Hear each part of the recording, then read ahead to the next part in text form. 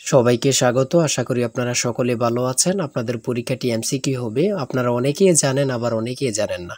আমি বলে রাখি আপনাদের পরীক্ষাটি এমসিকিউ হবে। আজকে একটি এমসিকিউ পরীক্ষার মডেল টেস্ট নিয়ে এসেছি। ইনশাআল্লাহ এই মডেল টেস্ট থেকে 25 থেকে 30 নাম্বার আপনি অনায়াসে কমন পাবেন। শুধু কষ্ট করে একটু সময় নিয়ে সম্পূর্ণ ভিডিওটা দেখেন, আপনি পরীক্ষায় পাস করতে পারবেন। আপনাদের পরীক্ষাটি এমসিকিউ হবে, যেমন এখানে রয়েছে সুশিক্ষিত লোকই মাত্র স্বশিক্ষিত উক্তিটিকার। মনে করেন সঠিক উত্তর হচ্ছে প্রমোদ চৌধুরী। এখানে 4টা অপশন থেকে সঠিক উত্তর হচ্ছে ডি। তাহলে ডি নাম্বারটা আপনারা ভরাট করতে হবে। আমরা আপনাদের জন্য একদম শর্ট করে চূড়ান্ত সাজেশন তৈরি করেছি।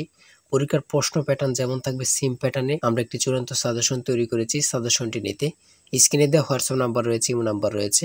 দুটোর মধ্যে যে কোনো একটি মেসেজ করে সাজেশনটি সংগ্রহ করুন। সাজেশনের মূল্য 100 টাকা। আমি বলি অবশ্যই প্রত্যেকে আমাদের সাজেশনটি সংগ্রহ করবেন, আপনি পরীক্ষায় পাস করবেন। যারা বিভিন্ন চাকরির কারণে, কাজের কারণে অথবা পড়ালেখা একটু বুঝেন, কম সময় পান না, তারা অবশ্যই আমাদের এই শর্ট সাজেশনটি সংগ্রহ করে শুধু A to Z পড়ে যাবেন। পরীক্ষা দিতে গেলে আপনি উত্তীর্ণ হয়ে যাবেন ইনশাল্লাহ। তাই বলে রাখি প্রত্যেকে 100 টাকার বিনিময় হলো। স্ক্রিনে দেওয়া হোয়াটসঅ্যাপ নম্বর রয়েছে, ইমো নাম্বার রয়েছে। দুটোর মধ্যে যে কোনো একটি মেসেজ করে সাজেশনটি সংগ্রহ করুন। আমি মূল প্রশ্ন প্যাটার্নে চলে যাচ্ছি। এখানে সর্বপ্রথম রয়েছে সুশিক্ষিত লোকই মাত্র স্বশিক্ষিত উক্তিটিকার। সঠিক উত্তর হচ্ছে প্রমোদ চৌধুরী। আমরা জানি প্রত্যেকটি পরীক্ষায় বাংলা, ইংরেজি, গণিত, সাধারণ জ্ঞান থেকে কিন্তু পরীক্ষায় প্রশ্ন আসে। ঠিক আছে, এমনভাবে কিন্তু আমরা যে প্রশ্ন উত্তরগুলো নিয়েছি খুবই গুরুত্বপূর্ণ। হ্যাঁ, যেমন 3 নম্বরে রয়েছে উপযুক্ত শব্দটির অর্থ কী।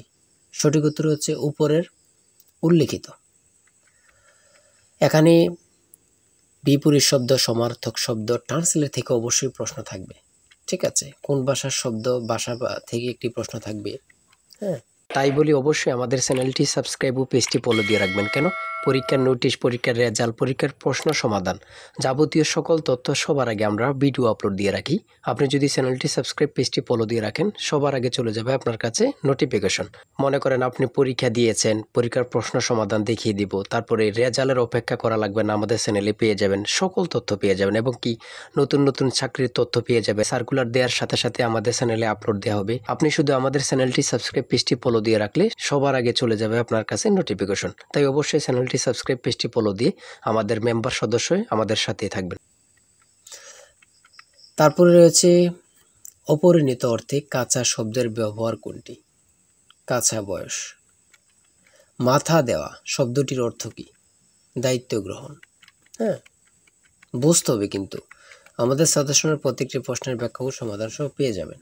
ঠিক আছে, কবিতা শব্দের বহু বচন কোনটি? সঠিক উত্তর হচ্ছে কবিতা গুচ্ছ। সন্ধি বিচ্ছেদ থেকে অবশ্যই একটি প্রশ্ন থাকবেই। ঠিক আছে, অবশ্যই একটি প্রশ্ন থাকবে। শুদ্ধ বানান থেকে অবশ্যই থাকবে। ছন্দনাম থেকে অবশ্যই থাকবে। যেমন 18 নম্বর রয়েছে বীরবল, কার ছন্দনাম? সেটা হচ্ছে প্রমোদ চৌধুরী।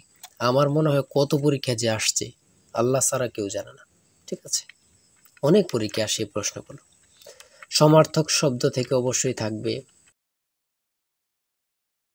ট্রান্সলেট থেকে অবশ্যই থাকবে।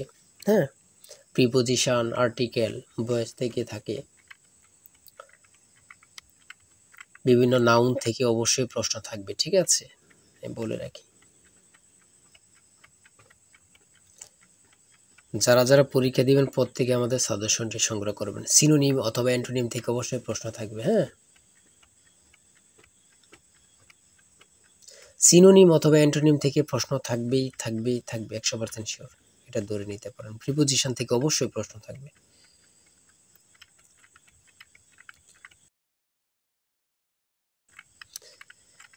বাংলাদেশের সুপ্রিম কোর্ট মোট কয়টি বিভাগে অথবা বিভাগ নিয়ে গঠিত? সঠিক উত্তর হচ্ছে 2টি।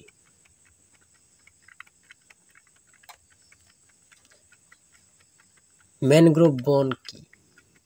সেটা হচ্ছে উপকূলীয় বন। খুবই গুরুত্বপূর্ণ।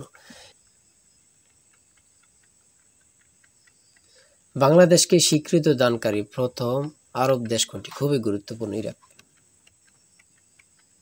আয়তনে বাংলাদেশের বড় জেলা কোনটি? খুবই গুরুত্বপূর্ণ, রাঙ্গামাটি। ঢাকা কত সালে সুবা বাংলার রাজধানী হয়? সঠিক উত্তর হচ্ছে 1610 সালে।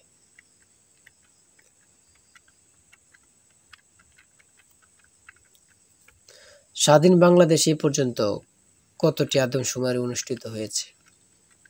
বিভিন্ন সদর দপ্তর থেকে একটি প্রশ্ন অবশ্যই থাকবে। বাংলাদেশের সর্বোচ্চ জাতীয় বেসামরিক পদক কোনটি?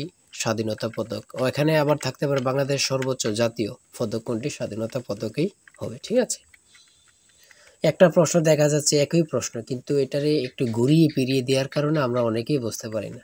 হ্যাঁ, ঘুরিয়ে ফিরিয়ে দিলেই কিন্তু আমরা অনেকেই বুঝতে পারি না। এটি কিন্তু আমাদের একটা বড় সমস্যা। একটি সংখ্যা 220 থেকে যত বড়, 490 থেকে তত ছোট, সংখ্যাটি কত?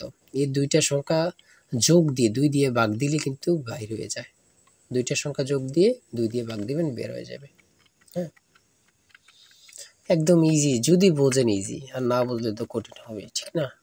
যারা প্রথম পরীক্ষা দিবেন তাদের জন্য একটু কঠিন কঠিন, আর যারা অনেক দিন পরীক্ষা দিচ্ছেন, ফেল করতেছেন, অথবা এমসিকিউ পরীক্ষা উত্তীর্ণ হচ্ছেন, লিখিত পরীক্ষায় ফেল করতেছেন, এমসিকিউ লিখিত উত্তীর্ণ বা ইবাতে যেয়ে ফেল করতেছেন, তারা পরীক্ষা সম্পর্কে অনেক কিছুই জানেন।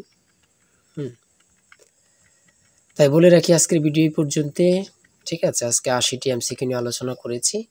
আমাদের আমাদের চ্যানেলে কিন্তু আমাদের পেজে অনেক ভিডিও দেওয়া আছে, আপনারা ওখান থেকে দেখে আসতে পারেন।